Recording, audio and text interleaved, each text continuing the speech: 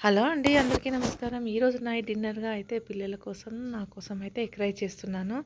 ఇక్కడ మధ్యాహ్నం వండిన రైస్ అయితే అలాగే ఉండిపోయింది. నైట్ చాలా చల్లగా ఉంటే అస్సలు తినాలనిపించదు. వాతావరణం కూడా చాలా చల్లగా ఉంది. ఇక్కడైతే చాలా వాతావరణం చల్లగా ఉంది. జలుబులు చేశాయనేసి ఎగ్స్ అయితే బాయిల్ చేశాను. ఈ ఎగ్ రైస్ తినని వాళ్ళు ఆ ఎగ్స్ అయితే అలా తినేస్తారు.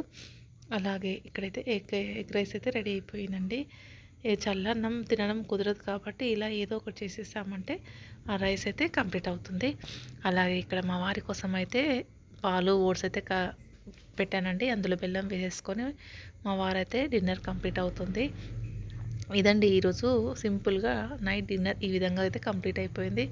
ఎగ్ రైస్ ఏమో పిల్లలకు, నాకు, ఇక్కడైతే మా వారి కోసం పాలు, ఓట్స్ అయితే రెడీ అయిపోయింది.